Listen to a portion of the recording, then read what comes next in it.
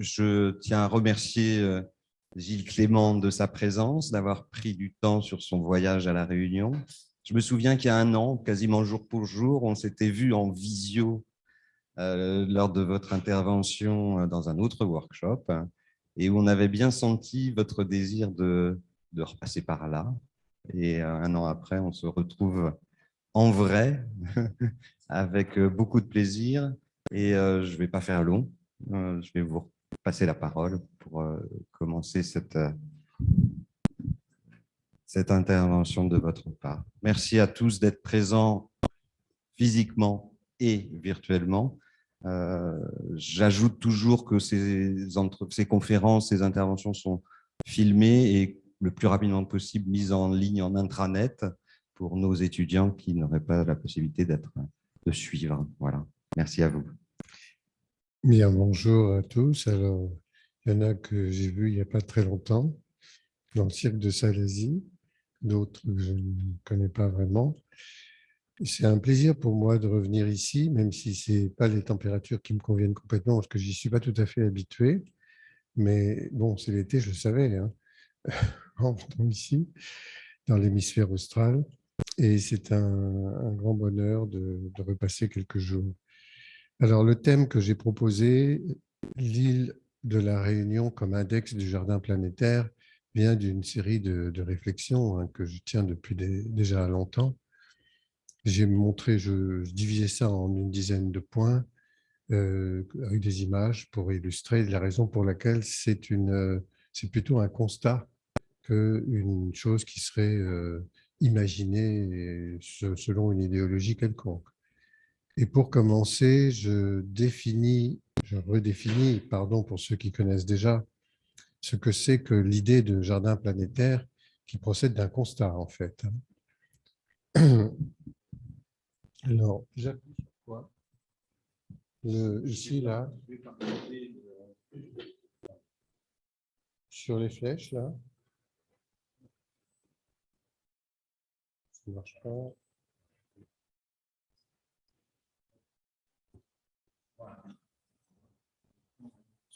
Là. Du bas. Ah oui, voilà. Donc, la définition de ce jardin planétaire, c'est la planète considérée comme jardin. Pour trois raisons. La première est la définition du mot jardin, qui veut dire enclos. Et nous sommes effectivement dans un enclos, celui de la biosphère. Il n'y a pas d'être vivant apparemment, en tout cas tel que nous pouvons le savoir aujourd'hui, en dehors de ces limites-là, qui sont un certain sommet de la troposphère, au-delà des nuages et en dessous du fond marin. Entre les deux, vous avez de l'eau, on est dans l'eau, on nage dedans, et tous les êtres vivants sont dans cette lessiveuse. J'appelle ça la grande lessiveuse parce que ça tourne. Et c'est ça notre point commun, c'est que nous sommes tous dans la même eau, exactement.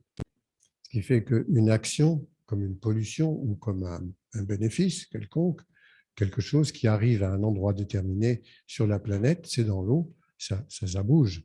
Avec les courants marins, avec n'importe quoi, avec le vent, avec tout ce que vous voudrez, ça s'en va forcément contaminer ou améliorer. Donc, ce n'est pas la totalité du reste de l'eau dans lequel nous sommes. Donc, le jardin planétaire, c'est cette prise de conscience-là. Première définition, donc, l'enclos dans l'espace du vivant, la biosphère. Deuxième, c'est la couverture anthropique, c'est-à-dire la présence des humains sur la totalité de ce jardin. Ils sont partout, comme le jardinier est un peu partout dans son jardin, mais même les endroits où il ne met pas les pieds, parce que ça l'embête, parce qu'il n'a pas le temps d'y aller, parce que je ne sais pas quoi, il sait ce qui s'y passe, en gros. Et pour nous, aujourd'hui, sur cette planète, on a des systèmes d'observation, même là où on ne va pas, on sait à peu près ce qui s'y passe, bon, à peu près. La troisième, c'est le brassage planétaire, c'est-à-dire le mélange de toutes les espèces qui sont sans arrêt en mouvement sur la totalité de cette planète qui n'arrête pas de bouger, mais où aussi toutes les espèces n'arrêtent pas de voyager, que ce soit des plantes, des animaux, des micro-organismes, voilà, toujours à une échelle planétaire, qu'on le veuille ou non. le Covid nous en apporte une preuve très évidente.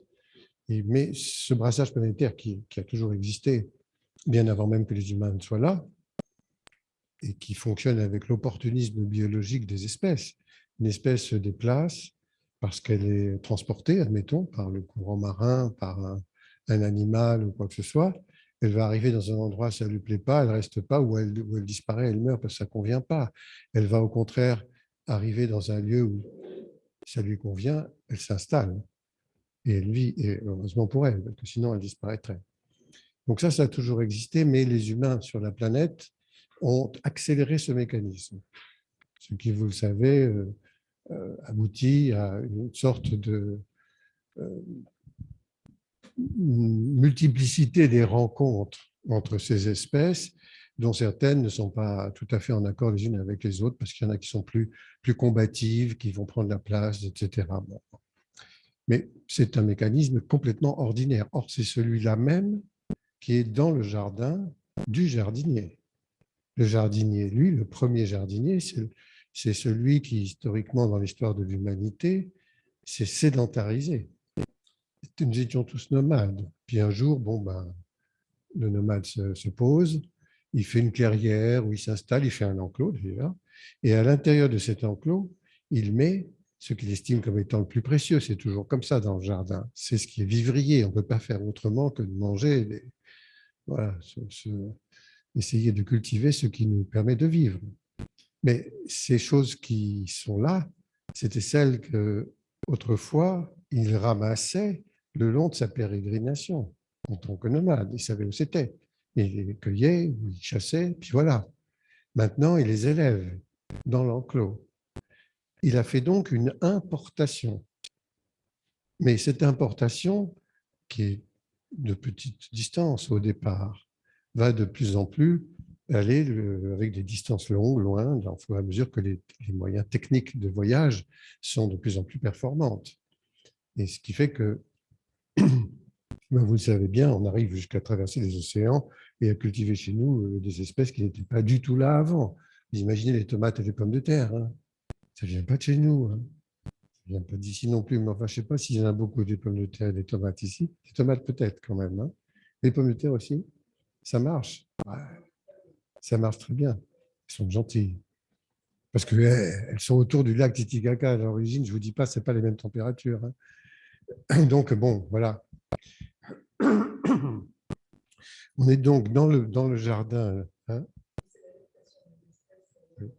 Absolument. Oui, oui. Et ça, c'est un point extrêmement important. Extrêmement important parce que ça participe du mécanisme du transformisme, c'est-à-dire qu'une espèce, au courant de sa vie, peut se modifier. Et faire passer les éléments modifiés ainsi à sa descendance, ce qu'on appelle la transmission des caractères acquis, ce qui a été énoncé pour la première fois 50 ans avant Darwin. Hein, dans la théorie de l'évolution, le père de la théorie de l'évolution, c'est Lamarck. Et on oublie toujours de parler de lui, bien entendu. On parle de Darwin, c'est-à-dire la sélection. Mais il n'y a pas que la sélection. Heureusement qu'il n'y a pas que la sélection. Elle existe, bien sûr. Les chocs darwiniens existent. Mais le transformisme lamarckien, il existe de façon beaucoup plus longue dans le temps et très efficace. Il y a des espèces qui, heureusement, s'adaptent. Sinon, hein, il y en aurait trop qui auraient disparu. Donc, voilà ce que c'est que le jardin planétaire. Et quand je suis arrivé, enfin, c'est ma vision, mais c'est aussi un constat, hein, sur l'île de la Réunion, dès la première fois, j'ai été très surpris par la diversité présente. Je n'avais pas fait l'analyse de ce que ça représentait d'un point de vue de l'image d'une géographie planétaire. Mais après, quand j'y suis revenu pour faire une étude à la demande du FRAC, dirigé à l'époque par Marcel Tavé, j'ai fait c'était la route du Maïdo qui voulait qu'on fasse une étude là-dessus et que j'aille aussi avec d'autres artistes travailler sur quelque chose qui n'a jamais été fait, hein, le jardin Tijan. Je ne sais pas si vous voyez où ça se trouve, c'est à peu près à 1500 mètres. On est dans une zone climatique vraiment complètement différente. On est disons à la limite entre quelque chose qui est un brassage planétaire pour le coup complet, espèce d'écosystème émergent avec des plantes originaires de partout, et une frange, une espèce de couronne, comme ça, avec les tamarins et les fangeants et les calumets de plantes complètement endémiques. Et là, ça se voit très bien. Et, alors, quand on monte à droite, hein, sur la route du Maïdo à droite, quand on est, enfin, je sais pas, vous... Ah non, non, non, non, non. Ah non, si on passe de l'autre côté de l'île, on tombe dans le cirque du Mafadjou. Voilà. Voilà. Donc, ça m'avait beaucoup surpris et beaucoup intéressé. Et comme c'était une commande artistique qui venait du FRAC, je me dis qu'est-ce que je raconte? Et en fait, j'ai fait un carnet de voyage. Hein. Alors, hier, j'en ai parlé à nouveau. Pour le lancement de ce document, ça se passait à l'Artothèque, Mutual Corps. Et il y a un article que je n'ai complètement oublié que j'avais fait cet article, qui m'avait demandé, mais qui décrit ça. Donc, si vous voulez, vous allez vous y retrouver si vous regardez ça. Voilà. Donc, il est sorti hier. C'est un graphisme assez intéressant. Et il y a le travail de plusieurs artistes. Moi, je n'ai fait qu'un texte, hein, c'est tout. Ça, c'est un document qui est celui de la route du Maïdo, avec aussi, puisque j'ai fait un aller ici, très court, je suis parti ensuite à Madagascar, je partais faire une mission entomologique, je suis revenu, je suis remonté de nouveau au Maïdo. Donc, il y a les deux. C'est là que j'ai appris que Maïdo voulait dire tout brûler, malgache. Nous avons un professeur ici de malgache. Le voilà, hein, le truc. C'est pour toi. Hein. Attends, je te le passe. Mais il faut que tu me le rendes après. Hein. Après, je ne sais pas quand, parce que le temps que tu le lises, mais bon, ce n'est pas très long. Hein. Donc voilà, donc ça a été quelque chose d'important. Et puis, quand on m'a demandé de faire ici une conférence, je me suis dit que ce serait peut-être une possibilité d'apporter ce regard. Donc, je l'ai déjà fait, hein, j'en ai déjà parlé en visio. Donc, je vais me répéter un peu, tant pis, excusez-moi pour ceux qui l'ont déjà entendu, mais il y en a plein qui ne l'ont pas entendu. Donc, bon. Donc, voilà, ça, c'est la planète. Ça, ah merde, pardon, excusez-moi, il faut la remettre. Je suis mauvais là. Hein. J'ai tapé sur le mauvais bouton. Bien, merci. Voilà, c'est ça. Ça, c'est les limites de. Il est où l'écran? Il est. Hein? Parce que je me vois, d'accord, mais bon. Ah, bon, vous le devinez, le petit machin là. Vous le voyez ici peut-être. Ouais. Donc c'est la biosphère en question. Hein. Le tour de la planète, c'est ce petit machin. Et puis nous, ben, on est là-dedans, quoi. On n'est pas souvent dans l'eau, mais on est sur cette espèce de peau de la Terre, mais de toute façon dans l'eau. On ne s'en rend pas compte. Hein. On a de l'eau, voilà. On a de l'eau dans le corps, on a de l'eau ici. Je vous en ai parlé, je crois, l'autre jour dans l'atelier qu'on faisait, que vous faisiez, pardon. Et voilà, on est dans l'eau, on nage dedans. Je prends quelquefois comme symbole la libellule parce qu'elle, elle a une larve aquatique carnivore et ensuite, elle est dans l'eau de l'eau et ensuite, elle est dans l'eau de l'air. Et je trouve que c'est assez intéressant de voir que, bon, voilà, il y a un animal qui explore ces deux milieux où on croit qu'il n'y a pas d'eau dans l'air, il y en a tout le temps, partout. Heureusement d'ailleurs, parce qu'on en récolte parfois par les conditions de la condensation dans des endroits où il fait même très, très sec. Pour illustrer ça, parfois, enfin presque toujours lorsque je parle de ce sujet, je montre cette image qui est l'île de la Réunion. J'en ai qu'une qui est aussi expressive, hein, c'est celle-là. C'est vraiment, chaque fois qu'on arrive en avion, hein, on voit ça. C'est-à-dire qu'on voit les humains qui croient qu'ils ne sont pas dans l'eau, qui sont dans des petites maisons, là, Puis en fait, pas du tout, hein. Ils ont les pieds dans l'eau parce que c'est l'île qui a les pieds dans l'eau. Et puis il y a les nuages au-dessus, puis entre les deux, il y a de l'eau. C'est l'humidité de l'air. Et elle est très, très expressive, cette image-là. Elle résume bien la situation. Alors, l'analyse que j'ai pu faire, excusez-moi pour la qualité des images, ce n'est pas toujours génial. Ah, mais vous voyez rien.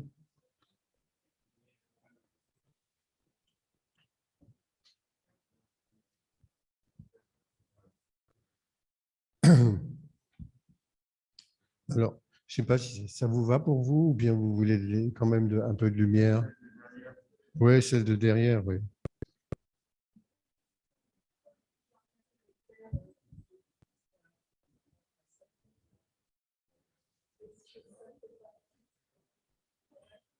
Vous avez son papa qui est là, qui s'amuse avec la lumière.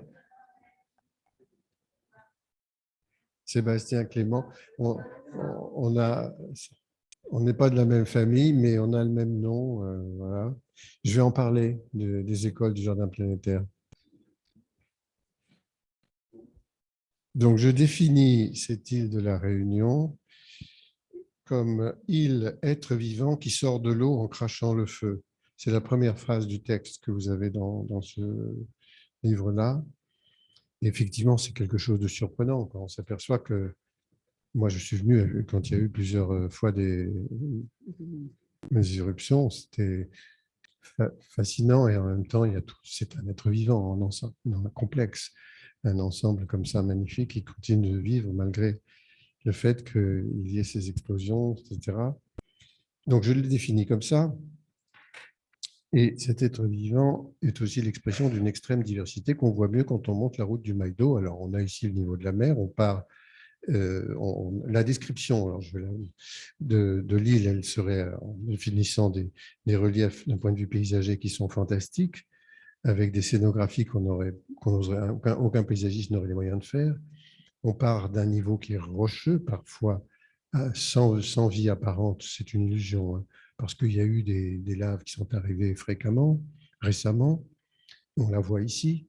Ça, c'était une époque où elle avait rayé de la carte la route qui fait le sud, en bas de la caldeira, en 76, je crois. Mais c'est revenu, non? Ça a été 87. Enfin, et cette année-là, on était allé, s'était approché, c'était extraordinaire, ça continuait à fumer, enfin bon, c'était impressionnant, hein. Donc on est sur cet être vivant, et du niveau de la mer avec ces expressions folles jusqu'en haut, on a toute une diversité qui commence par l'Australie. Ça n'a pas l'air évident comme ça pour vous, mais tous les phylaos qui sont là, les casuarinas, sont des plantes originaires d'Australie qui se sont implantées, qu'on a implantées pour fixer les sols, mais qui se sont multipliées et qui sont bien stabilisées. Et quand il y a eu des cyclones, moi j'avais des vues de ce paysage-là un peu avant une phase cyclonique, et ça c'est celle d'après. Malheureusement, ces casuarinas, ces phylaos ont disparu. Mais enfin bon, c'était spectaculaire. Vous voyez comment ça tient avec un système racinaire qui repart de façon verticale, peut-être pour aller chercher de l'eau douce, hein, parce qu'il ne leur faut pas quand même que du sel. Et puis récemment, là, hier, Clément, qui est là, non, Sébastien, enfin, c'est la même chose, me dit, il m'a envoyé cette photo, on dirait qu'il court, il se file à eau, il veut retourner à l'eau. Bon, mais ça vous donne aussi l'idée de la résistance, hein, qui tient beaucoup au système racinaire, évidemment. Mais il n'y a pas que ça, il y a quelque chose qui est la sculpture par le vent, c'est l'anémomorphose. Et pour vous donner un autre exemple qui n'est pas en rapport avec ça, parce que là, on est en Australie, dans le nord-est de l'Australie, c'est un palétuvier qui semble courir aussi sur le sable et qui est en surélévation permanente. Enfin, vous savez comment vivent les palétuviers, mais c'est fascinant, comment ils résistent à des conditions quelquefois très, très difficiles, des marées, etc. Mais c'était quand même la première fois, ça on revient ici à l'Ermitage, que j'ai vu de toute ma vie, hein, des humains dormir sous des racines. Ils sont là, hein. Bon, je ne sais pas s'ils peuvent le faire aujourd'hui, est-ce qu'ils ont encore le droit, est-ce que ça peut se faire ou pas, mais j'ai trouvé ça magnifique. on voudrait le concevoir, le prévoir, l'organiser, on n'y arriverait pas. Juste un mot à ce propos, c'est l'importance de ce que l'on ne voit pas. J'en reparlerai un tout petit peu à la fin, mais bon, et qui est aujourd'hui de plus en plus à l'étude, mais enfin, ça reste insuffisant pour arriver à comprendre ce que c'est que l'extraordinaire architecture du système racinaire, en même temps que l'extraordinaire diversité avec laquelle il se met en rapport. Parce qu'il n'y a pas que les racines et quelques vers de terre dans la terre, il y a énormément d'organismes, à tel point que l'on dit que la biomasse que l'on ne voit pas, qui est dans le sol, est supérieure à celle que l'on voit au-dessus du sol. Bon, ça pose question, hein. Enfin, ça semble être une réalité d'après les analyses scientifiques. Donc, je montre dans une biennale qui va avoir lieu de début mai jusqu'à fin juillet à Versailles, sur le thème, à l'école de Versailles, sur le thème du paysage. Je montre des systèmes racinaires. On parle énormément du sol, mais pas que de ça. Le thème de cette biennale, c'est la préséance du vivant. On met le vivant en devant de toutes les urgences. On construit l'espace. On ne met pas d'abord les points de vue fonctionnalistes ou formalistes, mais d'abord le vivant, et on fabrique un paysage qui respecte ça, qui peut même augmenter cette diversité s'il en a besoin. Ce n'est pas du tout ce qu'on faisait auparavant, hein. Il y a une femme sur l'île d'Aix qui fait des dessins des plantes qu'elle ramasse avec la totalité du système racinaire. Je n'ai jamais vu ça. C'est très intéressant, mais c'est surtout perturbant, parce qu'on se dit on marche là-dessus, quoi. Il y a un livre qui vient de sortir de Marc-André Sellos, tu l'as lu, c'est un gros bouquin, bon, ça fait un peu trop, mais qui s'appelle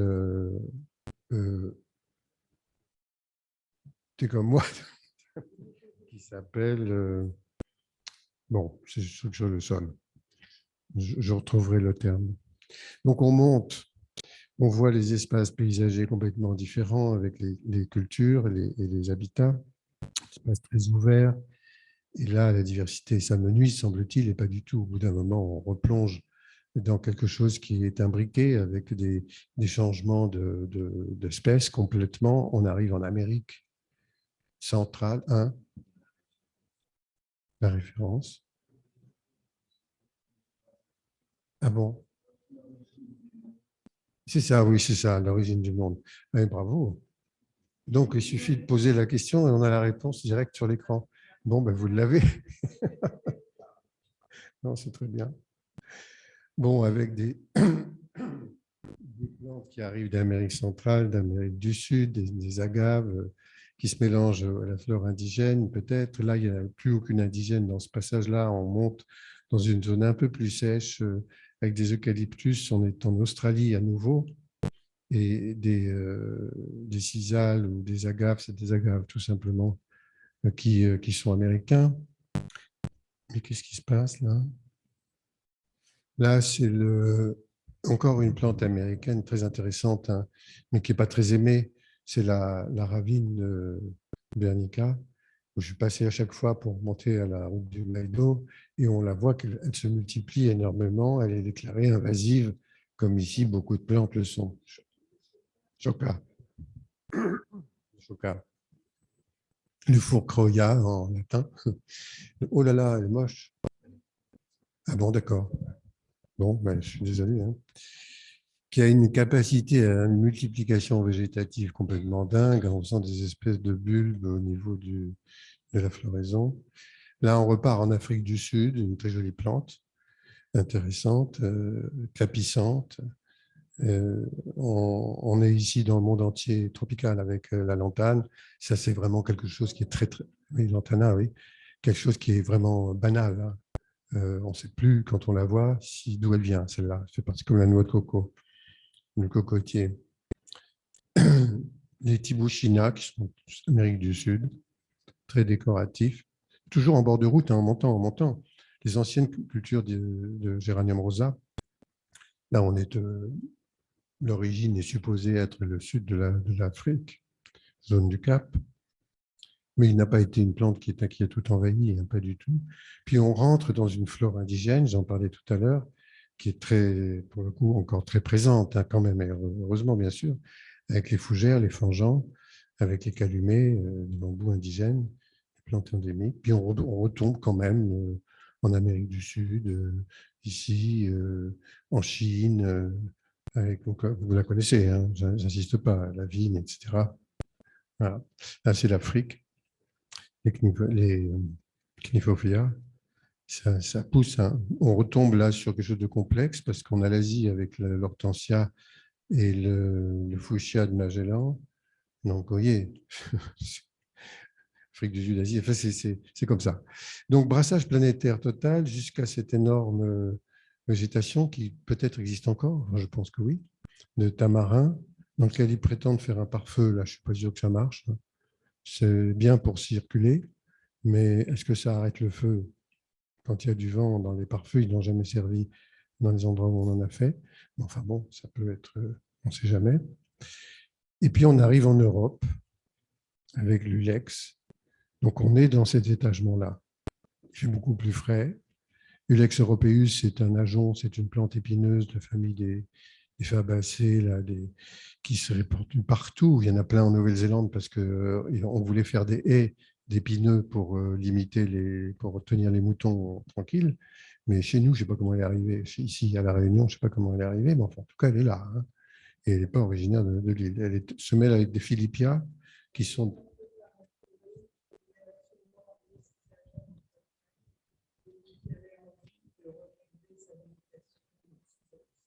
Qui ça? Un curé. Les curés ont fait aussi, je crois que c'est la vigne marronne, non? Pour faire du vin. Ils imaginaient un curé pour faire un vin de messe. Je crois que c'est un curé, oui. Ils pensaient qu'on allait faire du vin avec une mûre. Il n'est pas arrivé, je pense. Enfin bon, que ce soit un curé ou pas, de toute façon, les plantes, elles voyagent. Hein. Mais on les transporte parfois sans s'en rendre compte, hein, parce qu'on les a, des graines qui s'attachent au pantalon. Donc ça, c'est Philippia est une éricacée, une plante comme les bruyères et qui pousse en haut, qui supporte le vent très très bien. Et puis on a la vue sur le cirque de Mafat, un apic absolument fantastique. C'est quand même un cirque inouï. Hein. Celui-là, il n'a pas de route. On peut y aller qu'à pied.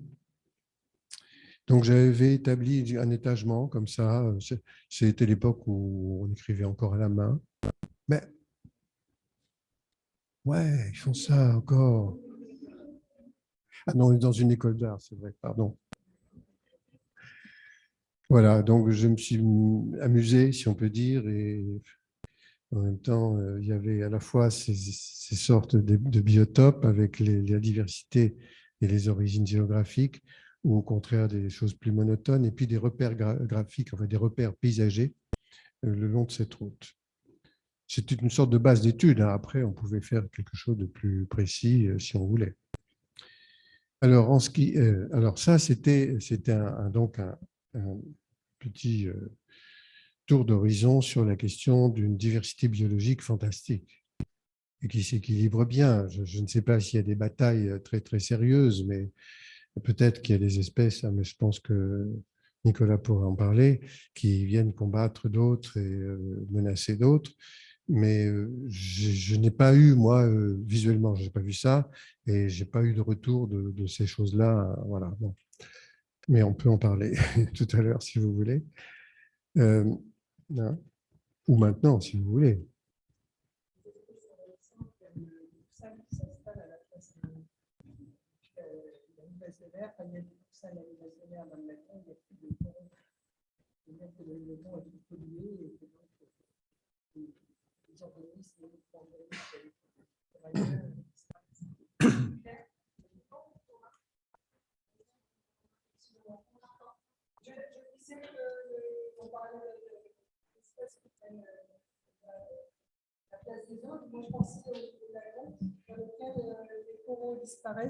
Merci. Les coraux disparaissent à cause de la pollution et du coup, d'autres espèces s'installent, en particulier les oursins et les holothuries qui sont ce qu'on appelle les limaces de mer.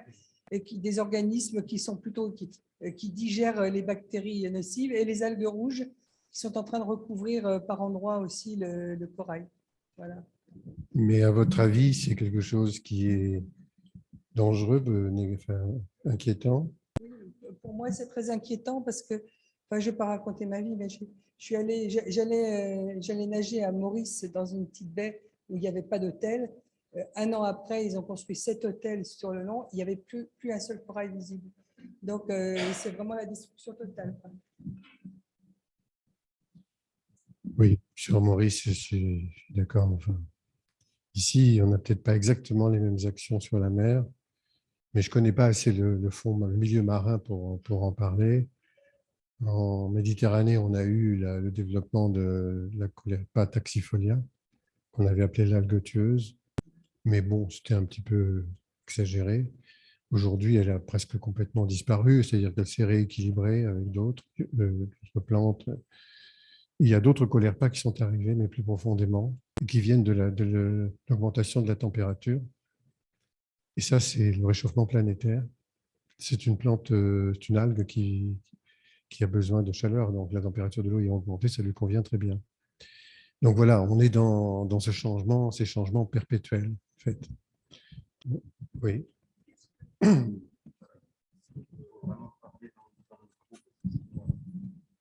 Alors, il y a quelque temps, là, j'étais à Sillaos. Ouais. Et donc, c'était vers la Roche Merveilleuse. Et il y a cette fleur que tu as coupée. Oui, le langos. Langose. Comment? Longose. Et qui donc une invasive, il semblerait, à La Réunion.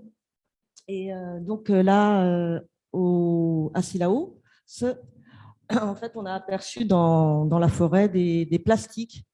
Alors on s'est dit, la première remarque qu'on s'est fait, c'est quoi tous ces plastiques? Qu'est-ce qu'on fait les gens? C'est incroyable. Et un petit peu plus loin, en fait, il y avait un panneau qui était tombé. Et c'était en fait une association qui œuvre pour étouffer l'angose. C'est ça? L'angose, pardon. Et voilà. Et je voulais savoir, en fait, si vous aviez un positionnement par rapport à ça, parce que je sais qu'il y a le jardin en mouvement, etc. Mais qu'ici, il semblerait quand même que depuis que je suis ici, moi, j'entends parler des invasives et qu'elles prennent le dessus sur... peut-être que là, je passerai la parole à des gens qui connaissent mieux que moi, comme Nicolas, mais voilà, tout ce questionnement-là, enfin, toutes ces choses-là me questionnent et je sais que... voilà. Que je ne pouvais pas m'empêcher de ne pas poser cette question, sachant qu'on était un peu dans ce... Invasive. C'est un anglicisme, invasive.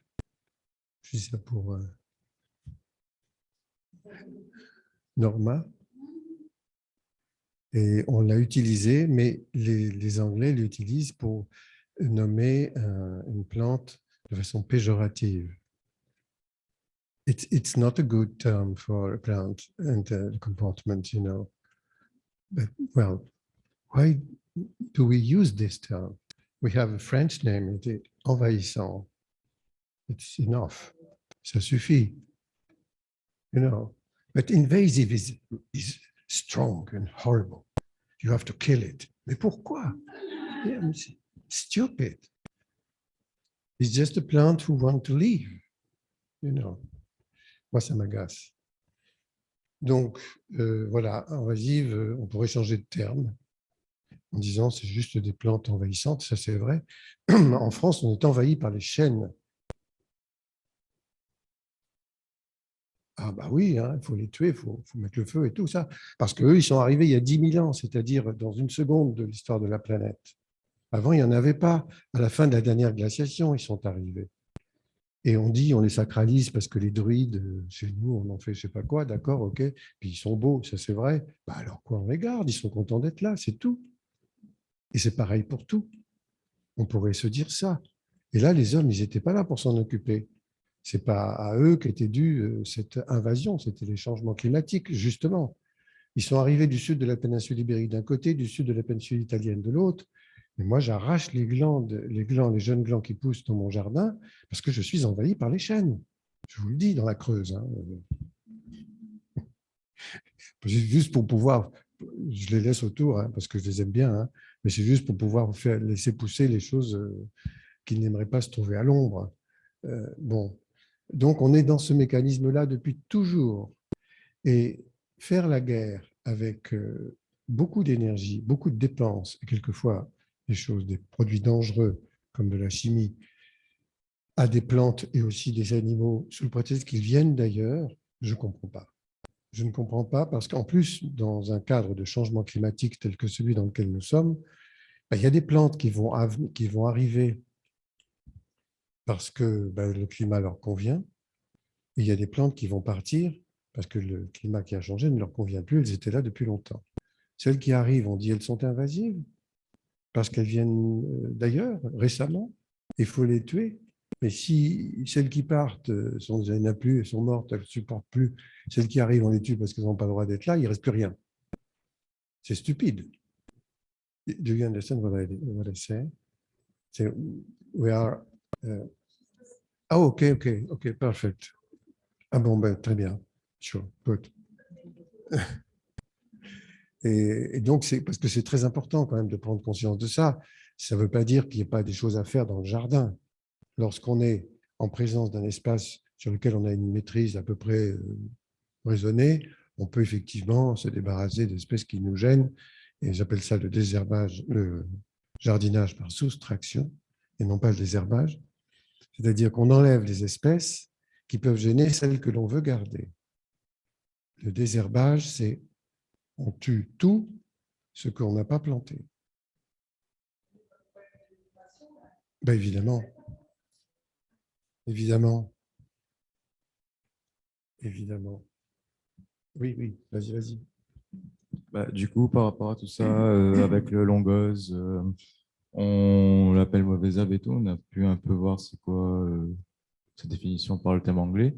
Mais sur la solution, du coup, moi je me pose la question, mais du coup, on doit laisser pousser cette plante alors que ça envahit des ravines, ça tue et étouffe d'autres plantes, voire même ça peut faire disparaître la plupart d'autres plantes qui sont étouffées par cette, du coup pas mauvaise herbe, du coup plante. Mais du coup, est-ce qu'il y aura une évolution, une réadaptation des autres plantes ou faut que ce soit nous qui interviennent toujours pour qu'en fait, il y ait un équilibre qui se joue derrière? Il y a une question de temps. On est impressionné par la rapidité avec laquelle certaines espèces se développent. Et nous avons l'habitude de gérer notre temps avec des soi-disant efficacités rapides, etc. Mais ce n'est pas comme ça que ça se passe. Il y a des messages qui sont transmis d'une espèce à l'autre et au bout d'un moment, il y a un équilibre qui se fait. Il y a des auxiliaires du jardinet. Hein. Aujourd'hui, je vous ai parlé de Colerpa taxifolia. Elle a été régulée, mais on ne sait pas comment. On sait qu'il y a énormément d'espèces qui interagissent entre elles, lesquelles ont interagi pour lui dire stop, ça suffit. Et voilà, et elle est toujours là, mais elle n'est plus du tout envahissante. Et c'est comme ça avec les lodés du Canada que moi j'ai connus. On nous disait c'est horrible, tous les ruisseaux en France, en Europe vont disparaître. Il y a que les lodés. Elle est toujours là, mais il y a plein d'autres espèces avec. Et tout est comme ça, c'est-à-dire qu'au bout d'un certain temps, il y a un équilibre qui se fait. C'est ce qu'on appelle un écosystème émergent et qui vient du rapport des espèces les unes entre les autres. Et il y en a toujours une ou plusieurs qui disent ça suffit, arrête ton charge, je voudrais garder ma place. Mais on ne sait pas comment ça marche.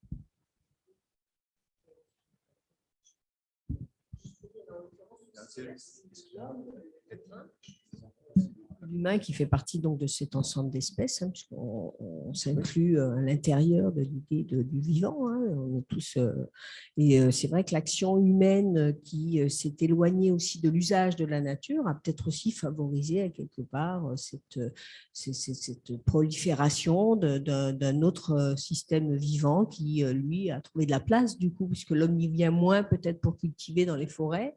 Je pense notamment à La Réunion. J'ai eu plusieurs fois des retours d'habitants qui me racontaient qu'avant, on montait dans les forêts, on cueillait beaucoup plus. D'abord, on nourrissait nos animaux en groupant dans les taillis. Enfin, voilà.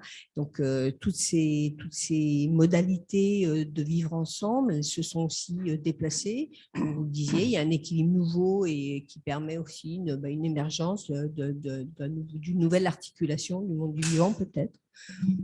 En tout cas, l'action humaine, elle est à prendre en considération, je pense, aussi sur la question aussi de notre rapport justement à cette fameuse nature et où on se situe par rapport à celle-ci.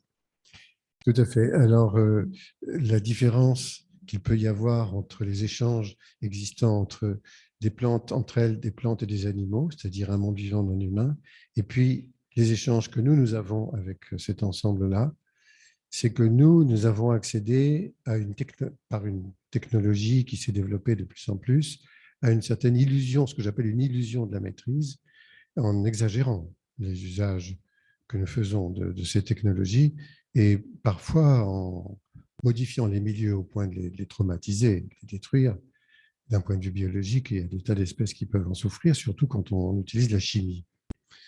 Et ça nous donne quand même vous voyez, dès qu'il y a eu des usages comme ça qui se sont mis en place dans les années 30, 40 en Europe et dans le monde, ça a été fantastique comme résultat.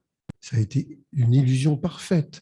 Les exploitants agricoles ont eu tout de suite des rendements et tout. On ne s'est pas rendu compte qu'on détruisait en même temps. On ne savait pas. Toi, tu as l'expérience de tes parents, etc., et qui ont changé d'avis.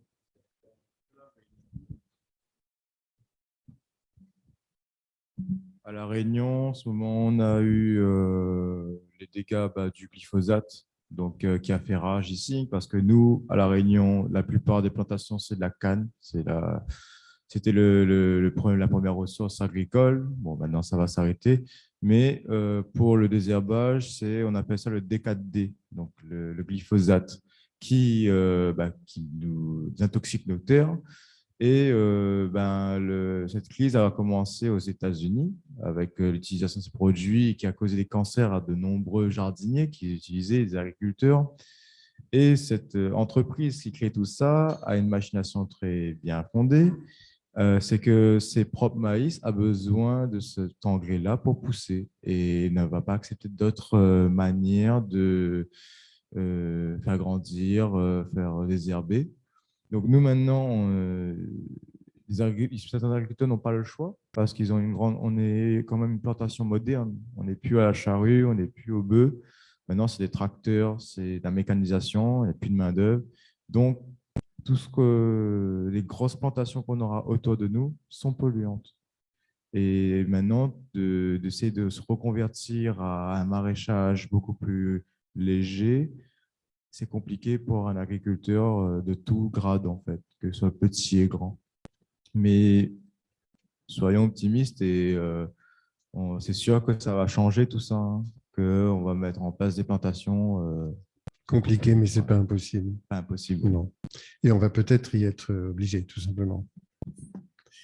Donc voilà, alors je ne dis pas qu'il faut laisser faire cette dynamique quand elle nous gêne d'invasion, d'envahissement, quand elle nous gêne vraiment trop et quand on a la possibilité d'intervenir sans détruire les autres plantes, les autres animaux, les autres micro-organismes. Oui, on peut le faire, c'est juste un travail de patience, mais ce n'est franchement pas une question fondamentale. On a beaucoup d'autres choses à faire, en particulier changer de mode de vie. La chose la plus urgente aujourd'hui, c'est ça, pour des raisons qui sont liées au changement climatique. C'est ce qui est le plus grave, ce n'est même pas la guerre en Ukraine. Juste après ce tour d'horizon sur la diversité biologique, quelques images, juste pas beaucoup, un arbre à palabre, ça c'est un cadeau de toi, tu me l'as envoyé.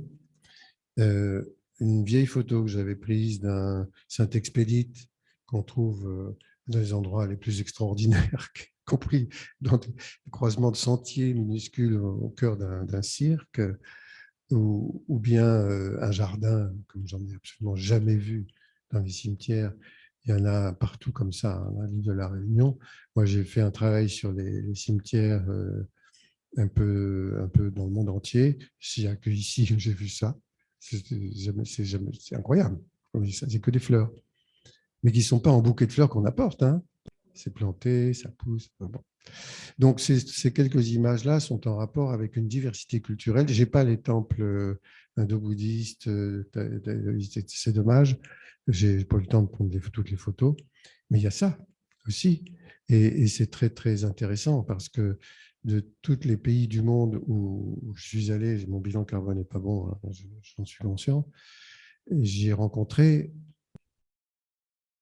à peu près toutes sortes de ces cosmogonies, ces façons de voir le monde, ces cultures et ces religions différentes les unes des autres.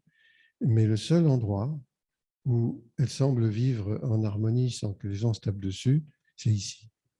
Je ne sais pas si vous vous en rendez compte. C'est quelque chose d'absolument incroyable.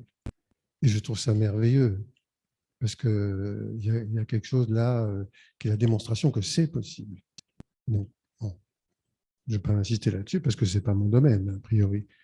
Mais quoique les cosmogonies fabriquent des paysages aussi. Donc, je passe. Les nuages, ne vous inquiétez pas, hein, ce sont des points-virgules. Ça veut dire on change de chapitre. De ces notions de jardin planétaire sont venues les écoles du jardin planétaire. La première a eu lieu en France, au sud de Paris. Elle a été déplacée avec le Grand Paris, qui fait n'importe quoi. Aujourd'hui, elle est en train de se reconstituer. La seconde est ici. C'est Sébastien, ici présent, qui a décidé de la monter à partir de ce qu'il avait appris qui existait et qui est en fait une opportunité donnée à ceux qui le veulent d'utiliser les jours libres, quelquefois des fins de semaine, quelquefois ça se passe un peu plus, mais bon, pour aller comprendre là où on est, déterminer les espèces, savoir ce qu'on peut en faire, ne pas faire de bêtises quand on a compris, c'est-à-dire c'est l'accès à l'intelligibilité du contexte, ça n'est que ça. Mais quand on a la possibilité de faire cet accès-là, on devient forcément intelligent. C'est obligé, c'est ça, l'accès à l'intelligence. Tout le monde peut être intelligent, mais il faut passer par là. Et ça passe par des pratiques qui sont aussi bien pour les petits, il n'y a pas d'âge pour ça, on est sur le terrain. Et c'est quelque chose de très puissant. Il y a le jardin là où c'est celui de Polo, voilà, qui est venu hier là, à Signature. Et bon, j'ai un très bon souvenir de ce jardin. Ça, c'est donc un exercice. Là, tu peux peut-être en dire un mot. Enfin, dire.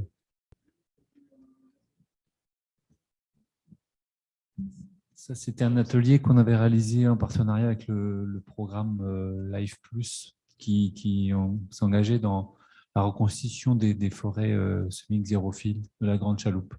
Donc, on avait fait plusieurs actions avec eux et on replantait des espèces endémiques. Alors, ben ça, c'est des interventions qu'on a pu faire régulièrement dans des collèges, notamment même ici au port. Là. Régulièrement, on a travaillé avec les enfants, c'était super.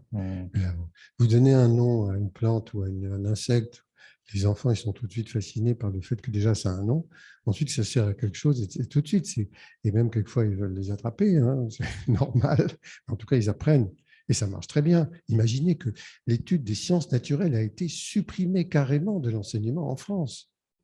Mais c'est fou, quoi. Fou, complètement fou. On est dans une... c'est passé uniquement sur toutes les je ne sais pas comment ça peut s'appeler, tous les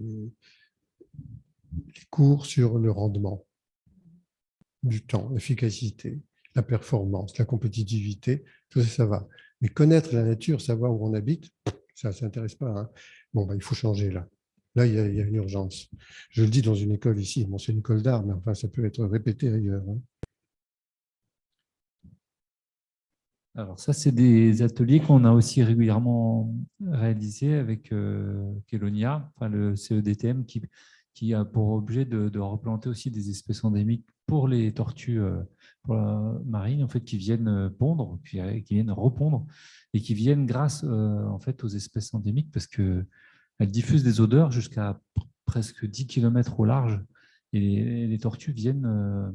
elles retrouvent leur endroit de naissance grâce à ça. Donc, on fait des actions citoyennes avec tous ceux qui veulent venir un samedi matin, replanter comme ça des espèces petit à petit. Là, on plantait essentiellement des arbres, hein, Exactement. Et là, c'est un atelier sur la rouroute. Tout le monde connaît la rouroute. Voilà. Bon, c'est quelque chose qu'on a un peu perdu. Les gens achètent encore la farine de rouroute maintenant, peut-être dans les magasins. Mais on peut aussi faire ça chez soi, c'est tout simple. Et puis, c'est plutôt convivial. C'est interdit. Ah bon. On interdit, il y a des lois pour ça, l'accès à la gratuité. Parce qu'on peut le faire soi-même, vous vous rendez compte? Dangereux.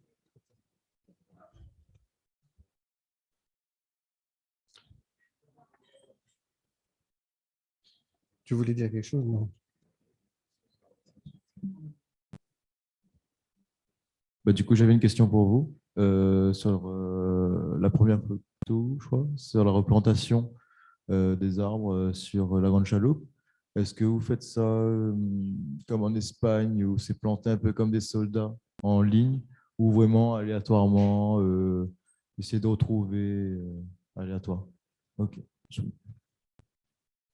Donc voilà, donc on arrive à pouvoir faire de la cuisine avec des choses qu'on a pu élever, ramasser, ou bref, on accède à une autonomie biologique, mais c'est tellement important. Vous imaginez aujourd'hui, la ville de Paris, il y a plus de l'approvisionnement il y a 3 jours de nourriture pour les habitants, mais plus personne ne sait cultiver. Bon. Ici, c'est pas pareil, hein.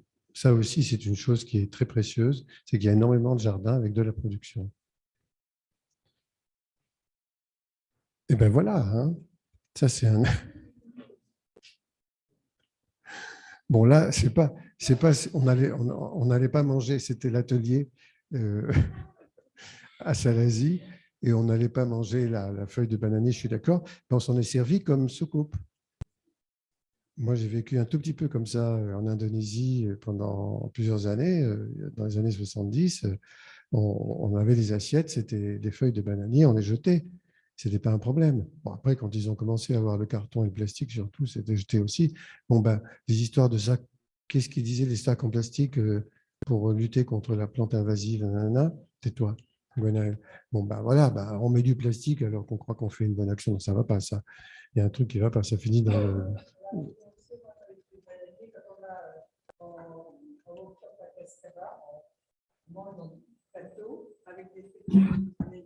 On mange avec les doigts. Et ben Voilà. voilà. Et donc, moi, je sais que pour mes anniversaires, c'est toujours avec les doigts et dans la feuille de bananier. Ouais. Voilà. Et ben ça marche très bien. Et on fait de l'art involontaire. Hein. Mais bon, ça c'est la bâche parce qu'il s'est mis à pleuvoir hein, quand même. Hein. Bon, là, je ne vais pas vous passer toutes les images parce que j'ai fait des vidéos de les quelques performances que vous avez pu faire. Je ne les ai pas vues toutes et ce serait trop long de les montrer, mais c'était très intéressant parce qu'il y avait un rapport du corps de chacun de vous. Enfin, que quand vous passiez, vous avez choisi des situations très particulières, soit avec la roche, soit avec l'eau, soit avec les plantes, etc. Bon, ça m'a beaucoup intéressé. Bon, c'est le professeur qui pourra en parler. Les professeurs. Voilà, donc ça, c'était un clin d'œil sur les écoles du jardin planétaire, parce qu'un atelier comme celui-ci s'y réfère d'une façon ou d'une autre, qu'on le veuille ou non, mais j'en reparlerai tout à fait à la fin. Ici, à La Réunion, je n'ai pas fait grand-chose en rapport avec ça, si ce n'est pour parler de ce que c'est qu'une herbe qu'éventuellement on arracherait, mais que finalement a son rôle dans la vie, quelle qu'elle soit, en rapport avec des insectes, en rapport avec la couverture du sol, avec des micro-organismes, petite herbe. Ça s'appelle la fontaine d'herbe et c'est à la Drac. Ça a été fait juste après que ça ait brûlé.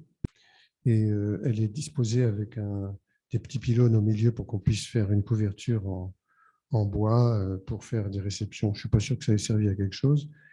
Et elle est entourée de pénicétums qui sont, dont les floraisons sont de la même couleur que les murs ou le sol. Enfin, à l'époque, c'était l'idée. Voilà. Et voilà Éric Bernard. C'est Éric Bernard, hein, c'est ça, qui aujourd'hui est devenu archi à Paris et qui travaillait là à sculpter les bords de tout ce. C'est le cadre de la fontaine d'herbe. Ensuite, a fait ce travail-là. Oui, oui, il a bien aidé. On arrive à la recouvrir et on peut recevoir parce que c'est tout petit hein, comme espace. On peut recevoir des gens. Bon, je ne sais pas ce que c'est devenu parce que je crois qu'on continue à égarer des voitures. C'était pas le but. Alors, je montre 3 exemples de travaux qui ont été faits à partir de la notion de jardin planétaire. Le domaine du Rayol, c'est biologique. Là, on est au bord de la mer Méditerranée. C'est un lieu d'accueil aujourd'hui, c'est ouvert au public. Il y a 85 à 90 000 visiteurs par an. C'est énorme. J'avais prévu de faire un jardin marin, mais là, on n'a pas pu le faire. On n'avait pas le droit de mettre quoi que ce soit dans l'eau. Et c'est basé sur le biome méditerranéen. Sur cette carte du monde, ce que vous voyez qui est en orange autour de la Méditerranée, c'est une zone climatique qui correspond à ce climat-là méditerranéen avec les flores et les animaux aussi qui vivent dans cette zone. Vous la retrouvez de façon modeste en Californie, encore plus modeste en Chili central, un peu ici en Afrique du Sud, en Australie du Sud-Ouest, mais aussi un petit peu Sud-Est. Et il y a aussi des espèces chinoises qui supportent très bien le climat méditerranéen et on les a mises au domaine du Rayol. Donc ça, c'est complètement artificiel. Ce n'est pas l'île de la Réunion qui a tout et qui est arrivé petit à petit de façon plus ou moins volontaire. Là, c'est voulu, c'est décidé. C'est un thème qui est celui-là, jardin des Méditerranées, mais ça renvoie à la totalité de la planète. Sur le biome, c'est un ensemble de compatibilité de vie dans un climat déterminé, qu'on voit ici rassemblé sur une figure, c'est le continent théorique. Vous voyez que la végétation méditerranéenne de l'hémisphère nord et celle de l'hémisphère sud, c'est la couleur orange foncé, qui est relativement modeste en surface, mais très riche en espèces, extrêmement riche. D'ailleurs, on dit que c'est dans la zone du Cape Town, du sud, pas si Cape Town, c'est ça, qu'il y a le plus grand nombre d'espèces au mètre carré dans le monde, dans cette zone climatique-là. Donc, c'est très intéressant d'y travailler. Ça, c'est le concept hein, qui ressemble la Méditerranée au caillou blanc au milieu et les autres pays dont on vient de parler. Le paysage est celui-là. Donc, c'est des paysages qui sont déclinés sous une frondaison qui existait quand même un peu, mais on a dû enlever pas mal de mimosas. Le Rayol, R-A-Y. Non, c'est près de... C'est entre Bormes-les-Mimosas d'un côté, Cavalère de l'autre. Voilà. Ça appartient au Conservatoire du Littoral. Et il y a maintenant 32 ans qu'on a fait ça. Ils ont transformé l'un des bâtiments en lieu d'exposition qui va ouvrir cette année. Donc là, on a une flore méditerranéenne indigène avec les cystes, etc. Et on passe à d'autres paysages dans les Canaries, par exemple, avec des emblèmes, hein, les échiums, ces énormes plantes à fleurs bleues, c'est typique mais canarien, mais surtout le dragonnier. On passe en Australie avec le Black Boy, qu'on appelle, on n'ose plus l'appeler Black Boy, on dit grass trees, because Black Boy is not good for that, you know. We call it this kind of tree, grass trees. In Australia, I say. It's absolutely endemic and typical of this country, of the world. You know it, no? No. C'est assez extraordinaire. Hein? C'est un stipe. C'est comme une fougère ou un palmier. Et ça a des feuilles qui ressemblent à des cheveux, d'où le nom. Et puis quand il y a un feu, ben, ça brûle et ça repart. Donc ça, c'est l'Australie avec des eucalyptus dont on utilise les écorces pour faire des protections de sol. On passe à l'Afrique du Sud avec des galtonias et des aloès. Il y a je ne sais pas combien d'espèces en Afrique du Sud, il y en a plus d'une centaine, très diversifiées. On est en Amérique centrale sèche, dans la partie rocailleuse. On sort un petit peu du climat méditerranéen, mais ça marche très bien quand même.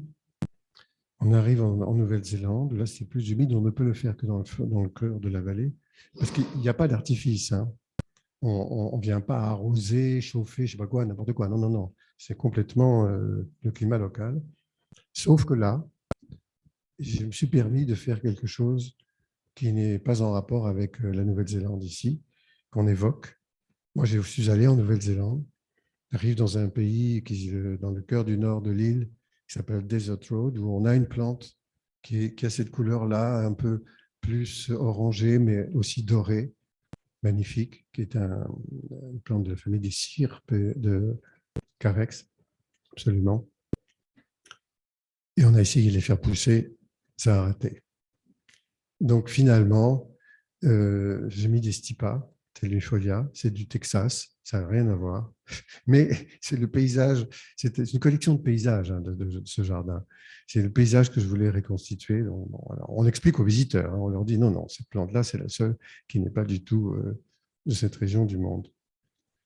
Et puis on finit, on ne sait pas les fangeants, hein, bien sûr, mais on finit le fond de la vallée avec des grandes fougères, et toutes ces plantes sont des pyrophytes. Toutes peuvent prendre feu et repousser, soit parce qu'il y a des chocs thermiques qui lèvent la dormance des graines, c'est ce qu'on appelle les pyrophytes actives, soit parce qu'elles repoussent après avoir supporté le feu, parce qu'elles ont une carapace, une écorce, quelque chose qui les protège, c'est une pyrophyte passive. C'est fantastique. Donc il y a eu historiquement des sélections sans doute darwiniennes pour le coup, quand les premiers feux sont arrivés. Bon, il y a des plantes qui ont dû disparaître.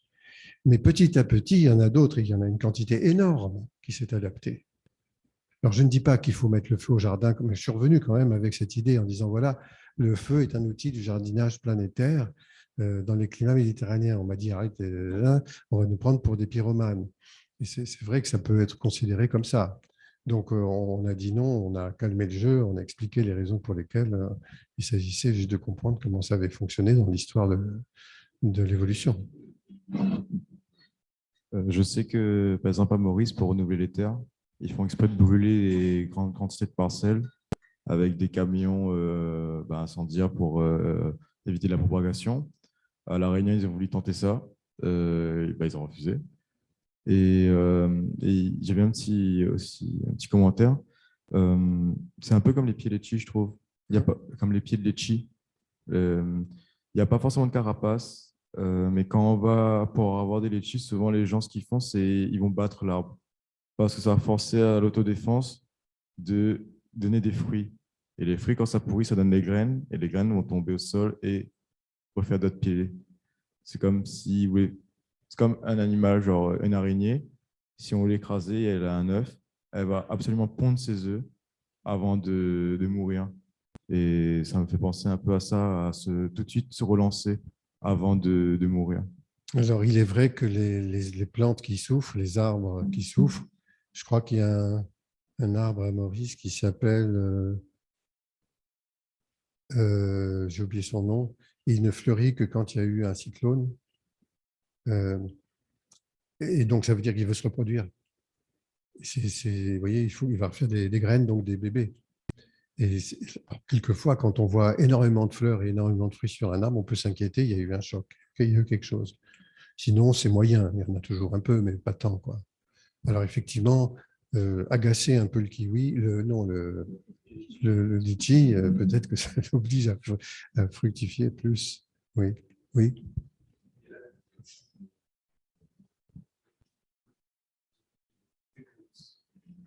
Sans aucun doute à Gilles Clément, on s'est aperçu qu'on avait nous aussi une végétation pyrophyte absolument typique, c'est la savane secondaire à La Réunion.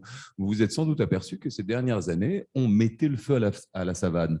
Non pas les pratiques agro-pastorales traditionnelles qui, hélas, sont en voie de disparition parce que la savane a été quelque part récupérée par la collectivité plutôt que par les éleveurs de bœuf moka, mais c'est désormais le conservatoire du littoral qui très régulièrement, effectivement, effectue cet écobuage par le feu. On s'est tout simplement rendu compte que si l'on ne mettait pas le feu à la savane, alors qu'on avait maudit pendant des années tous ces éleveurs qui mettaient le feu, on s'est rendu compte que la savane se refermait d'elle-même et qu'ainsi, elle aboutissait à un fourré sans aucun intérêt végétal à proprement parler, ce qui signifie bel et bien que les herbes de la savane que nous trouvons ici, qui sont d'ailleurs des exotiques et des fourrés secondaires, ne pourraient subsister si l'on n'y mettait pas le feu régulièrement. C'est dire à quel point, effectivement, l'humain et la végétation elle-même sont co-responsables, on va dire, dans la fabrication du paysage. La savane réunionnaise en est un exemple typique. Il ne faut juste pas faire Bolsonaro. Parce que lui, c'est la destruction totale. Ce n'est pas du tout les petits feux d'hiver.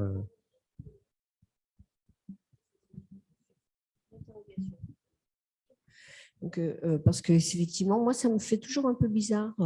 J'ai connu bien évidemment un temps où on mettait le feu pour régénérer le jardin. Hein. Voilà, et en même temps, aujourd'hui, pour moi, c'est une vraie question. C'est-à-dire qu'il y a le végétal, il y a l'homme et puis il y a l'animal aussi. C'est-à-dire que quand on met le feu, il y a aussi un écosystème qui en subit des conséquences. Est-ce qu'on est en capacité d'évaluer? Est-ce qu'il vaut mieux mettre le feu ou pas le mettre? De quel droit on peut mettre le feu pour... Enfin, moi je vais plutôt dans cette question d'éthique, hein, excusez-moi, peut-être un peu. Mais voilà, donc de quelle manière, enfin, est-ce qu'on doit le faire parce qu'on veut absolument que le paysage ressemble oui.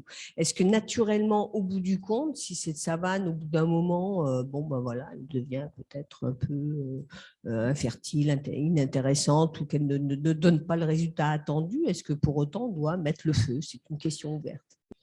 Alors, Oui, mais justement, c'est une vraie question, c'est-à-dire est-ce que cet équilibre est encore une fois un peu, à quelque part, maîtrisé par une volonté humaine de maîtrise de paysage? Et ça, c'est une question plutôt que j'ouvre. Enfin, en tout cas, voilà, je ne donne pas de leçons, je n'en ai pas à donner, mais je n'ai pas la réponse non plus. Je l'ouvre. Je suis désolé d'avance si c'est pas clair ce que je dis. Du coup, moi, je trouve que c'est intéressant parce que justement, je trouve que c'est assez représentatif de l'homme en général. Je trouve que ce qui est intéressant dans ce que vous dites, c'est le mot intérêt. Et c'est justement ça qui pose question, qui provoque le questionnement, je pense. C'est l'intérêt pour qui? À partir de ce moment-là, genre, si la savane disparaît, on parle quand même d'une nature qui est interconnectée avec plusieurs éléments qui parlent entre elles. Si cette disparition-là peut être bénéfique pour autre chose, je comprends pas. Enfin, je sais que la nature représente un intérêt, qu'on est dans un milieu où la nature est exploitée pour l'homme et pour voilà, c'est normal. Mais s'il y a quelque chose qu'on partage avec la nature et qu'on a hérité d'elle, c'est notre capacité d'adaptation. Et je pense que si cette conscience-là... Après, je pense qu'il y a aussi un problème d'échelle parce que nous, on vit pas très longtemps. Et que la nature, quand elle va déployer sa conscience, ça va être sur une échelle beaucoup plus large que nous, notre existence, et ça va vraiment s'élargir vers des horizons que nous, on ne peut même pas imaginer. Et je trouve ça hyper intéressant comme questionnement parce que ce qui peut être négatif, ce qui peut être associé à quelque chose de mal pour nous, ne l'est pas pour la nature, et c'est à ce moment-là qu'il y a une confrontation directe, et voilà, je trouve ça intéressant comme questionnement. Je ne ferai pas les réponses.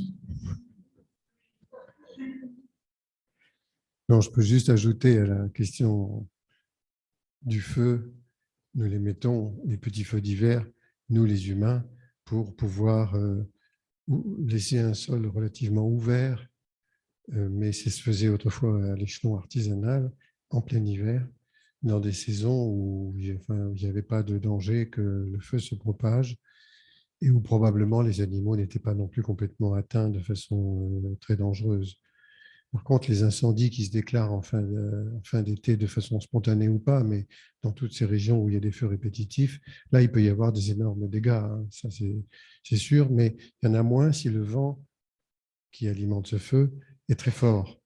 parce que le feu va vite. Si le feu reste longtemps au même endroit, là, il fait énormément de dégâts, y compris les animaux, justement, qui sont enterrés.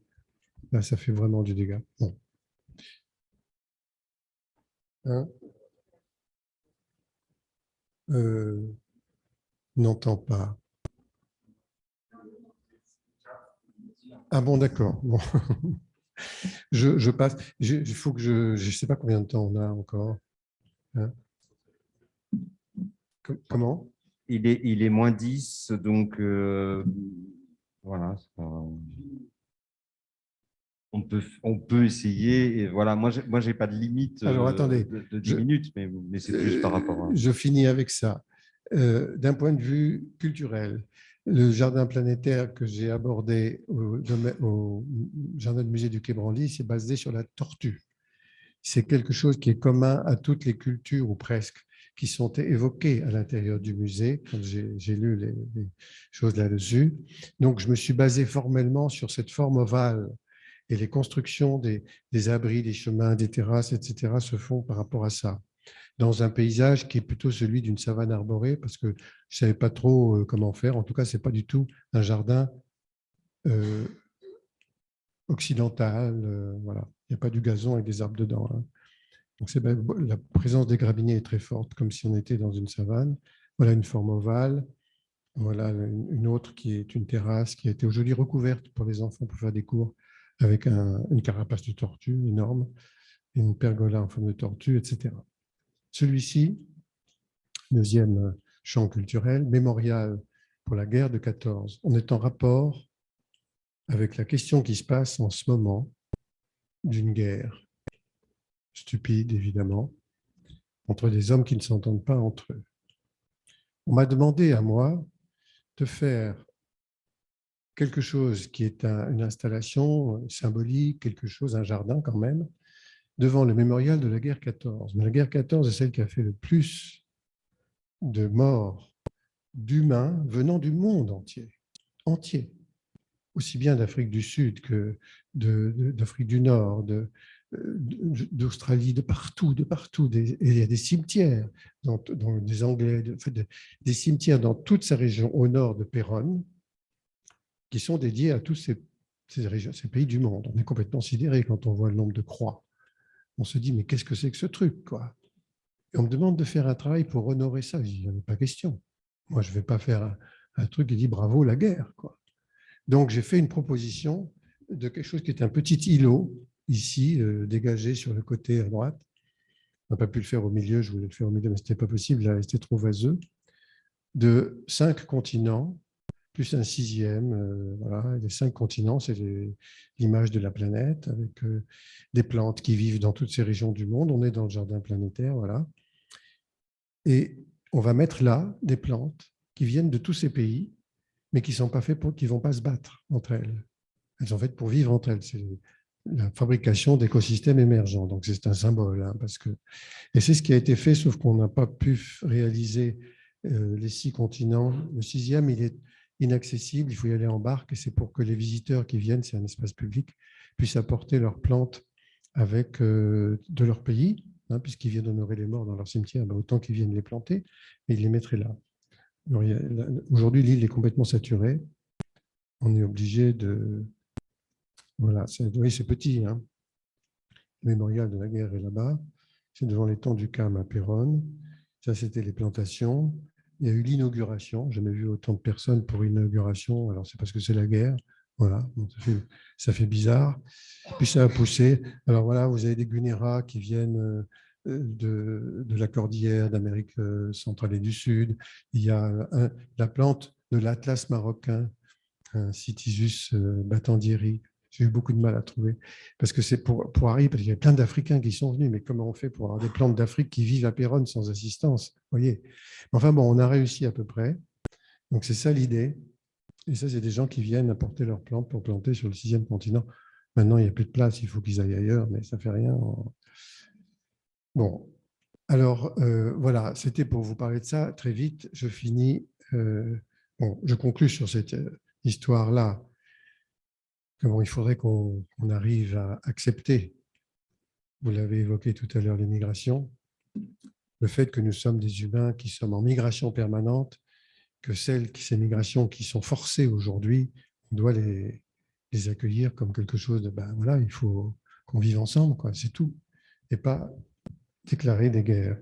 Mais c'est souvent à cause des guerres qu'il y a lieu des migrations. Mais il y a aussi le changement climatique.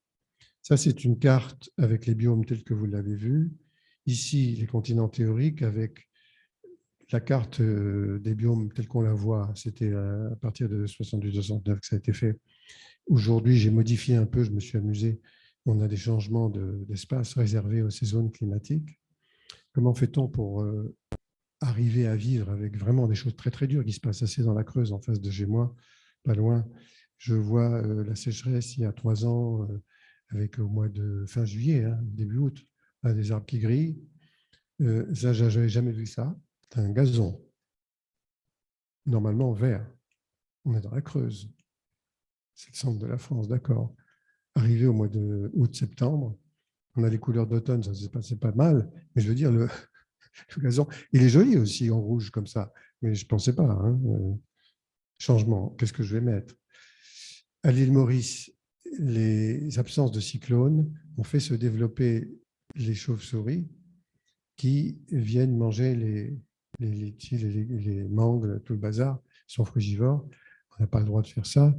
Ils s'énervent, les Mauriciens, ils les tuent. Ça, c'est interdit parce qu'elle est endémique. Qu'est-ce qu'on fait avec ce truc là? Vous vous rendez compte? C'est tellement développé. Moi, je les ai un peu rassurés en disant, écoutez, c'est un animal, ils vont trouver la solution. L'équilibre et la régulation de la population, ils vont arriver à le faire beaucoup mieux que nous. Hein. Nous, on ne sait pas faire ça. Les plantes du chaos, je vous le conseille, c'est justement les invasives. Voilà.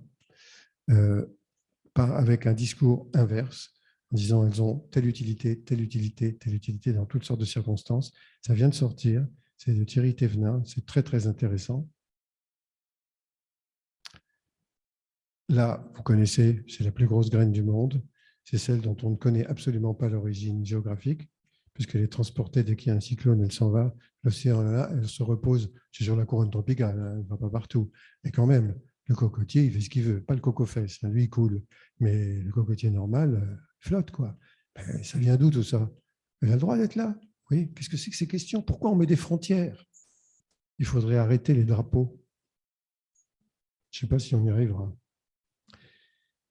Là, on est en train de faire un projet à Arc-Esnan, c'est le demi-cercle complémentaire. Je m'adresse aux étudiants qui vont le faire, car ce sont des jeunes, comme étant des oursons métis. C'est vous, hein? Les oursons métis, vous savez ce que c'est? Bon, le changement climatique, grizzly polaire, ils se rencontrent, ils font des bébés. Les parents sont stressés. Ils n'ont pas l'habitude de ces changements. Les parents, les enfants, ils naissent, ils se débrouillent, ils font ce qu'ils peuvent, tout va bien. Et finalement, c'est eux qui apprennent à leurs parents comment il faut faire pour vivre. Changement climatique, comment on fait? Il faut trouver des solutions. Ça ne veut pas dire que pendant ce temps-là, on doit continuer à faire les imbécilités qui continuent le changement climatique désastreux. Mais on peut aussi apprendre à s'adapter. Donc là, il y a une vingtaine de projets qui viennent dans le demi-cercle complémentaire. Et je me suis adressé aux étudiants qui font aux 20 groupes de ces jeunes comme étant des oursons métis, justement. Ils ont tout compris, hein, les travaux sont en route. Les premiers, ça va être inauguré en juillet. On est en plein chantier. Un mot sur une autre école. Alors, il pourrait y avoir donc une 3e école de jardin planétaire dans les bâtiments de Arc-Esnan, qui est un lieu public, où il y a aussi des amphithéâtres et tout. Et à Bucarest, dans un ancien projet de lac qui n'a jamais été fait parce que Ceausescu a disparu, il y a eu un marais qui s'est transformé en un écosystème fantastique de diversité. Aujourd'hui, il y a des études qui se font et où il y a un projet d'école de jardin planétaire avec ce lieu et un autre dans... voilà ce que c'est devenu là pour l'instant. C'est énorme. Hein. On est dans la ville, hein, quasiment. Hein. Et des terrains... Là, on n'irait pas travailler, mais par contre, dans la montagne à côté, oui. Je finis sur comment on pourrait changer de vie. Est-ce que les signaux artistiques ont de l'importance, les messages? Ça, c'était le ramassage des déchets à Sandy Bay, près de Cape Town. la même chose dans le désert du Namib. Est-ce qu'il faut faire la même chose avec les plastiques des gens qui viennent pour chasser les invasives? Il faut passer le message. Hein. Comment on cultive de la vigne sans mettre une goutte d'eau? Ça, c'est l'île de Lanzarote, la Jeria, la zone, avec des murets que l'on construit contre le vent. Mais il y a le peu d'humidité de l'air, parce qu'il ne pleut jamais, vient se condenser la nuit. On parle de l'eau, là, toujours. Ça finit par goûter le long, parce qu'ils sont d'un choix dans des creux. Ça alimente le pied de vigne. Et ils vendent un vin il vaut cher, hein, mais il est très bon. Donc, c'est possible. C'est l'économie de l'eau. Comment on fait?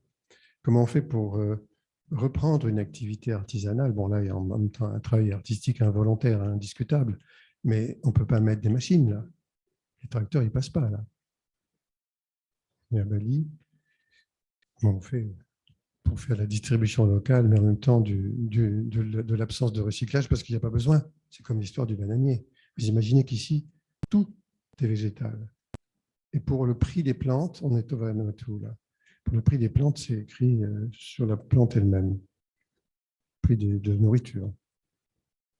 Comment on est en dialogue avec les végétaux? Bon, là, c'est un olivier, alors on l'aime bien, on protège, on est sur l'île de Paros, on le caresse et tout va bien, on ramasse les olives. Mais on pourrait faire ça avec tout. Hein. Ça dépend comment on regarde les espèces végétales, comment on accepte leur circonvolution, leur fantaisie. Ça, c'est le travail du vent, anémomorphose sur l'île d'Aix, mais c'est une sculpture en même temps. Ou bien la force de l'arbre qui dit vos trucs, là, ils ne servent à rien, et je les avale. Vous vous rendez compte que là, on est sur la place du marché à Montsartou, hein. On va bientôt pouvoir stationner. Je termine avec ce que nous ne connaissons pas du tout. J'en parlais dès le début, c'est le sol, enfin très peu, quoi. Et que nous gagnerions à améliorer vraiment dans la connaissance, c'est les échanges entre les plantes les unes des ailes par le mode souterrain, pas uniquement parce qu'il y a des gaz éthylènes, des échanges électriques, magnétiques, etc. Et là, il faut que les scientifiques nous aident pour qu'on puisse avoir une idée, de mieux connaître la manière de faire pour tirer un profit de ce que nous cultivons, de ce que nous élevons, de ce que nous voulons voir, mais en utilisant le génie naturel. Donc voilà, alors c'est la dernière image, et celle-là je l'aime beaucoup parce que c'est une image sur la timidité, la fissure de timidité. C'est deux arbres de la même espèce, du même âge, qui poussent et qui ne se touchent pas. Alors la photo est prise comme ça se passe dans le nord de l'Australie, c'est le Samania saman qui est une plante américaine, mais peu importe. Et ça fait une lumière, et les scientifiques appellent ça fissure de timidité, qui veut dire qu'il y a une centaine d'espèces timides parmi les arbres. On ne sait pas pourquoi, hein. Juste on constate. Mais ça veut dire qu'il y a une conversation. Il y a quelque chose qui se passe entre eux. On ne connaît pas la raison, mais peu importe. Et ça existe, et ça veut dire que là, on a besoin de mieux connaître, nous, pour savoir comment intervenir sans détruire. C'est tout. Donc, merci d'avoir patienté.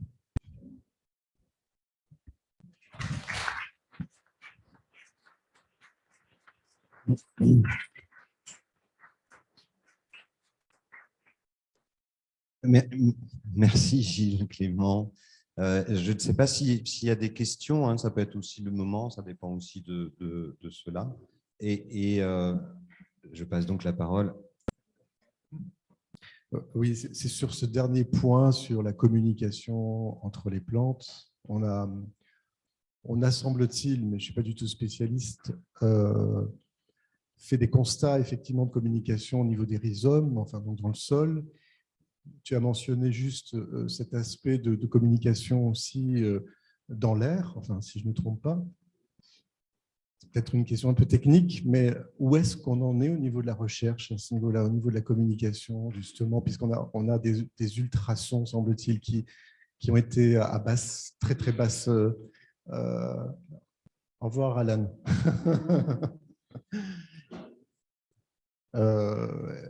Oui, est-ce que tu sais un petit peu, j'imagine, enfin, où est-ce qu'on en est au niveau de ces communications ultrasons, voilà, est-ce qu'il y a des choses qui ont été un petit peu démontrées? Malheureusement, on n'a pas les retours. Et c'est ça qui nous embête beaucoup. Moi, quand j'avais fait un travail avec le CNRS à Cargèse, j'avais demandé qu'il y ait un rapport, un retour des 4 scientifiques sélectionnés, enfin c'était eux qui avaient choisi, de s'intéresser à la conversation entre les plantes, justement, thème que j'avais proposé. Mais on m'avait demandé de le proposer, ce thème. Et finalement, ça ne s'est jamais fait, parce que soi-disant, il n'y avait plus d'argent pour ça. Et j'ai fini par comprendre qu'ils étaient hors de question. Moi, j'avais posé une clause, et je n'aurais pas dû le faire, c'est que ce soit communiqué, le résultat, à tout le monde. Il était hors de question qu'on donne cette possibilité à chaque être humain de comprendre ce qui se passe, parce que l'accès à l'autonomie, ça veut dire aussi la non-dépense. Quand on comprend, on ne va pas acheter. On n'a pas besoin, on peut faire du purin d'ortie en ramassant les orties. Il y a eu une loi d'orientation agricole qui interdisait ça, vous le savez. Bon, ben, c'est pareil pour la communication entre les plantes. On vous dit non, non, non, il n'y a rien à comprendre, c'est nous les scientifiques, les laboratoires, et puis c'est tout. Mais on ne nous donne pas les résultats. Mais c'est juste, c'est capté et tenu protégé parce qu'ils veulent en faire du fric. C'est très grave, en fait, parce qu'en fait, Très grave. d'un point de vue purement personnel, je pense que réaliser, en fait, d'un point de vue scientifique, qu'il y a cette communication, bouleverse totalement la compréhension du monde. Je suis complètement d'accord avec toi. Ça nous change énormément et on se dit, bon, ben, qu'est-ce que je fais quand j'arrache une plante, quand je coupe un arbre, mais bon, on est quelquefois quand même obligé de le faire parce qu'on dépend de ça. Moi, je me chauffe au bois dans la Creuse. Bon, mais en même temps, plus on apprend là-dessus, plus on change notre manière de faire et elle devient de plus en plus adaptée. Mais on manque d'enseignement. Tu voulais dire quelque chose? Tout à l'heure, tu disais que, par exemple, ton jardin, il est envahi de chênes. Mais les chênes que tu enlèves, qu'est-ce que tu en fais? Celles que j'enlève, ben, ça, je n'ai pas les cochons pour leur donner les glands, ce qu'ils adorent. Mais sinon, ça pourrait être ça. Il y a des animaux qui s'en servent, il y a des geais qui viennent les manger. C'est récupéré. Hein. Oui, j'ai un compost. Bon. Non, c'est ça. Il y a des choses qui partent comme ça dans la nature, mais on croit qu'elles ne sont pas perdues. Elles sont toujours transformées. Voilà, c'est tout. Mais j'en fais malheureusement rien de particulier. Quoi. Je laisse ça aux autres espèces animales et végétales pour m'aider.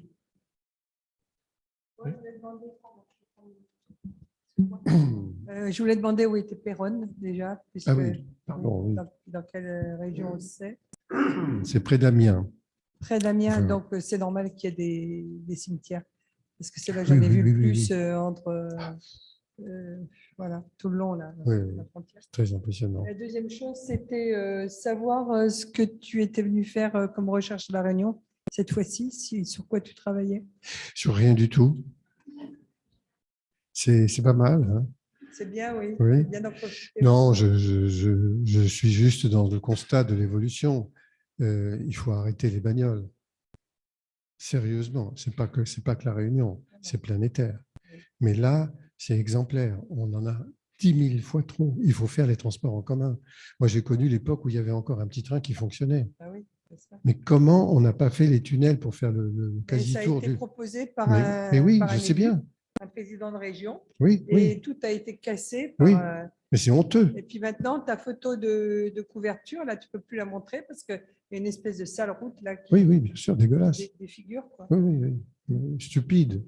On peut difficilement faire plus bête, plus coûteux. Vraiment, ça n'a pas de nom, ça.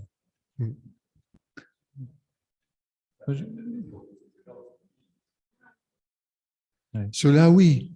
Mais on continue à faire des embouteillages. Je ne sais pas si ça fait plaisir à ceux qui sont dans les bagnoles. Hein. Moi, j'avais une question sur le rayol. Est-ce que tu disais que ça fait 32 ans, c'est ça, hein, que tu avais démarré? Oui. Est-ce que tu as déjà perçu une forme d'évolution oui, bien sûr. Au niveau des espèces? Bien sûr, c'est ça la difficulté. C'est l'équilibre de l'ombre et de la lumière. Comment on fait? On est à un climax qui est un optimum de végétation. C'est une forêt chez nous, même en zone méditerranéenne. Donc, si on veut maintenir une diversité héliophile, c'est-à-dire qu'il y a besoin du soleil et de la lumière, il faut de temps en temps enlever des arbres. Et enlever des arbres qu'on a plantés, c'est douloureux. Mais bon, je l'ai fait aussi dans mon jardin. Je fais des bêtises, quelquefois. Hein. Plante des plantes trop serrées. Puis même sans ça, choses imprévisibles. On ne sait pas ce qui se... Les jardiniers ils le savent, hein, vous le savez, ceux qui mettent les mains dans la terre, on ne sait pas ce qui va se passer demain. On interprète chaque jour. Les technocrates n'ont aucune idée de ça parce qu'ils font des listes qu'on coche comme ça. On fait des plans de gestion, on ne peut pas faire plus con non plus parce que c'est comme si les choses n'allaient pas changer. Il faut retailler au même endroit. Mais ça ne veut rien dire. Ça m'énerve beaucoup aussi, ça. Hein. Je me bats contre les plans de gestion. Enfin bon, je suis tout seul à me battre. Là, c'est pas clair.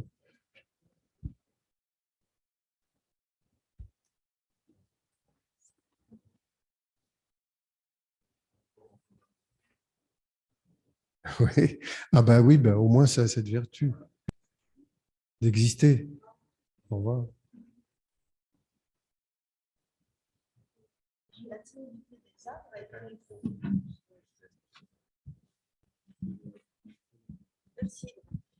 Oui, la timidité des arbres a été remarquée que sur une centaine de variétés, c'est ça? Oui, alors la première fois que moi j'ai eu cette information, c'était sur le rhododécime au Gabon avec Francis Allais.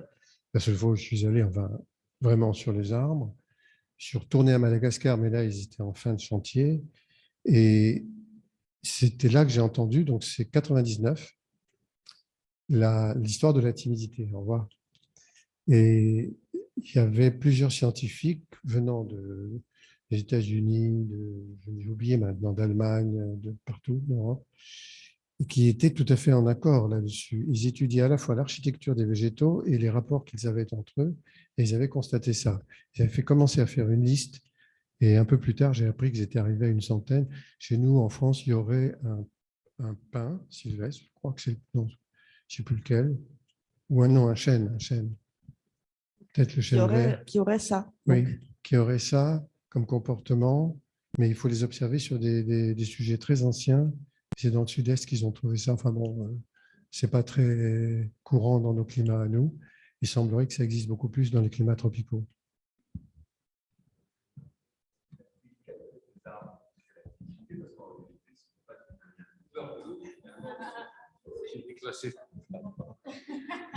Oui, je disais, ça mériterait peut-être d'être appelé la délicatesse des arbres plus que la timidité, puisqu'en réalité, ce n'est pas une peur de l'autre végétal qui va déclencher ce message chimique, mais tout simplement une capacité à coexister à la juste distance et à laisser évidemment passer la lumière elle-même. C'est-à-dire que c'est une preuve d'intelligence, pour le coup, une énième preuve d'intelligence de la part des végétaux. C'est ça le génie naturel, l'intelligence biologique. On la connaît mal.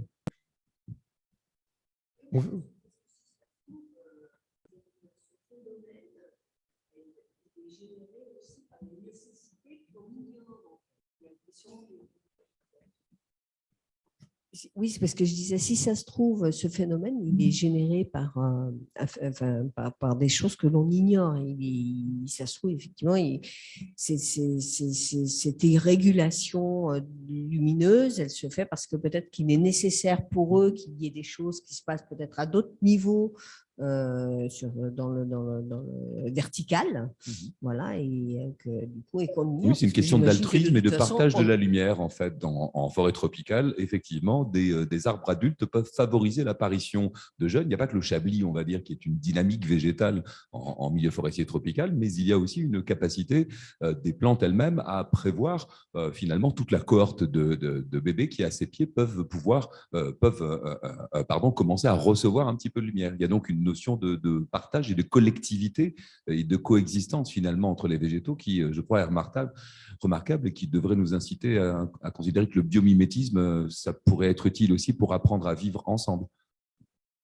Ouais, tout à fait d'accord avec toi.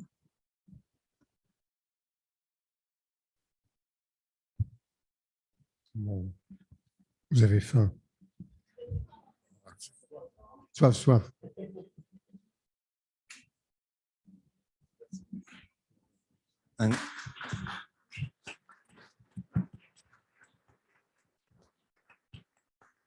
Un grand merci, effectivement. Merci à vous tous. Je ne peux pas m'empêcher de rappeler que demain, à partir de 13 h, dans le même espace, à l'école, il y aura la restitution de l'ensemble des ateliers qui ont eu lieu pendant 2 semaines, et notamment celui où Gilles Clément est intervenu en début de cette semaine, qui était donc mené par Christophe Alix, accompagné de Nicolas Giraudot et de Gwenaëlle Montigné. Mais il y a aussi Cathy qui a fait un gros travail avec nos étudiants, Karine qui est partie, Nicolas et Hello qui est dans le fond et qui vous accueilleront demain à partir de 13h avec nos étudiants pour les personnes qui seraient disponibles pour venir voir les résultats de ces travaux. Merci à tous. Merci.